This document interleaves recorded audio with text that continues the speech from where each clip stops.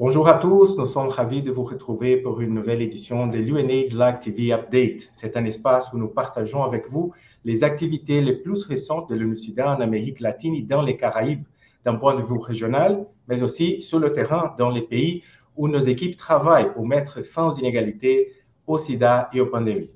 Aujourd'hui, nous nous entretenons avec notre collègue Christian Mouala, il est le directeur de l'ONU-SIDA en Haïti et il nous fera part de certains faits marquants de ces dernières semaines. Bienvenue Christian, c'est un plaisir de vous avoir parmi nous. Merci Daniel, merci à tous les spectateurs de la chaîne directe. Oui, donc comme il l'a dit, je suis Christian Mouala, le directeur pays de l'ONU-SIDA à Haïti. Et bien sûr, on a eu quelques faits marquants pendant ces 4 dernières semaines. Donc, avec ta permission, Daniel, tu me diras quand est-ce que je peux commencer. Mais ce qui me vient à l'esprit, il y en a en principe au moins 4 que je pourrais partager avec les spectateurs et les collègues ce matin. Génial. Bon, on commence par ce qui s'est passé ces dernières semaines. Vous avez représenté l'ONU-SIDA lors de la signature de 2 accords très importants au niveau national. Pouvez-vous nous en parler et nous expliquer pourquoi ils sont si importants pour la riposte au VIH et le travail de l'ONU-SIDA en Haïti?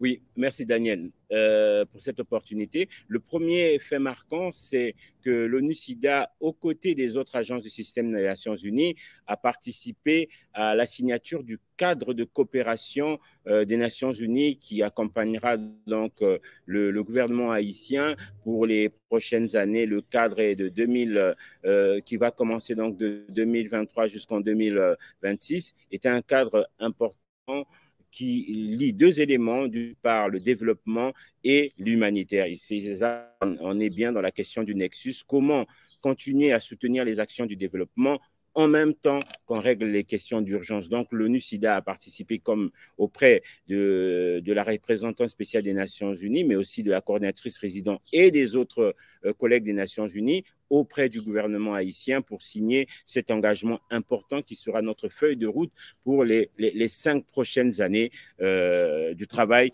des Nations Unies et dans le cadre de la réforme.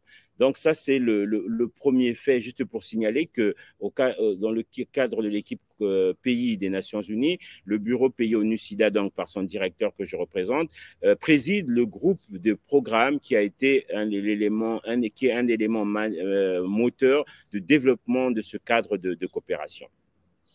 Alors, le deuxième fait marquant, et là c'est beaucoup plus spécifique à la riposte au VIH, c'est qu'on a eu tous les acteurs, et là c'était un processus intéressant, inclusif, participatif, le gouvernement, la société civile, les partenaires au développement, les agences des Nations Unies, où le PEPFAR a eu l'occasion donc de réunir tout ce monde pour qu'on puisse planifier ensemble avec une innovation cette année, un biennum, donc les financements pour 2023-2024, dans lesquels on retrouve la plupart des innovations, un focus sur les inégalités et un focus sur les populations vulnérables et les communautés, et également la question de droits humains et du genre.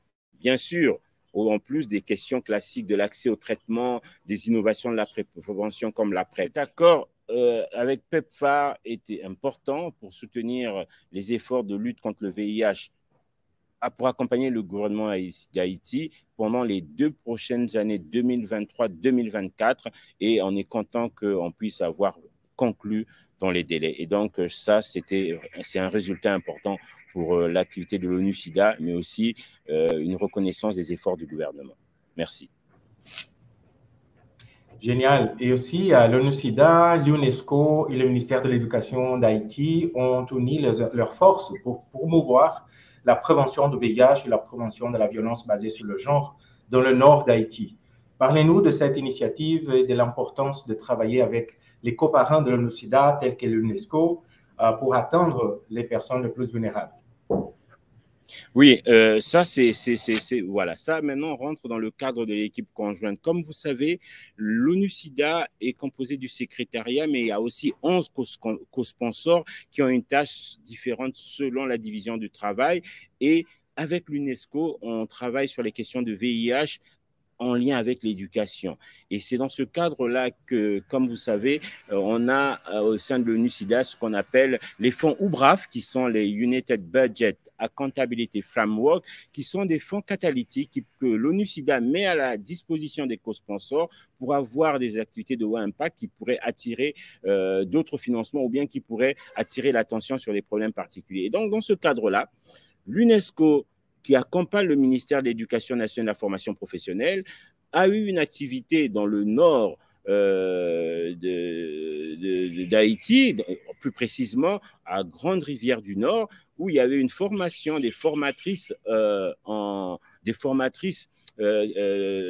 formations professionnelles, des jeunes femmes qui sont sortis du secteur éducatif classique et donc qui sont du secteur informel pour leur donner une formation ou les outiller à aborder les questions liées aux violences basées sur le genre, mais aussi à la prévention du VIH, de telle sorte qu'on puisse, en plus de le fait de leur donner une capacitation, d'une autonomisation, mais leur donner un bagage de connaissances sur le VIH et comment se prévenir du VIH et comment transmettre les messages positifs. Au-delà de ça, il y avait des messages importants, comment maintenir et pourquoi et comment maintenir les jeunes filles dans l'éducation, parce on sait aujourd'hui qu'une fille éduquée est un facteur de développement et qu'il ne faudrait pas avoir peur d'éduquer les filles, et les filles devraient continuer les écoles comme les gens d'études, comme les garçons, et ceci est un facteur de développement. Donc, c'est dans ce cadre-là qu'on a salué ce partenariat avec l'UNESCO, mais aussi féliciter le leadership du ministère de l'Éducation nationale d'Haïti qui a bien voulu intégrer le VIH dans ce programme. J'aimerais bien inviter tout le monde à suivre l'ONU-SIDA Haïti sur Twitter,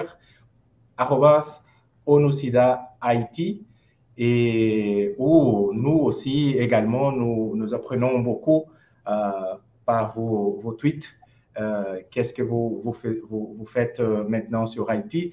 Et aussi, on a appris sur une histoire très intéressante, un partenariat avec les femmes du secteur agricole pour parler du VIH. En quoi consistait cette campagne au début de mai? Alors, ça, c'est vraiment une excellente initiative que j'ai vraiment du plaisir à partager. C'est en fait dans le cadre de la célébration de la Journée mondiale du travail. Et donc, cette association de femmes haïtiennes qui travaillent dans le domaine agricole, mais aussi de l'artisanat, se sont associées à la Journée mondiale du travail pour faire une foire de produits locaux, de l'agriculture, l'artisanal, et associer à cette foire une campagne de sensibilisation sur la prévention sur les violences basées sur le genre, mais également sur la prévention du VIH et les questions de prévention de transmission mère-enfant, la PTME, mais aussi la question des adolescentes et jeunes filles.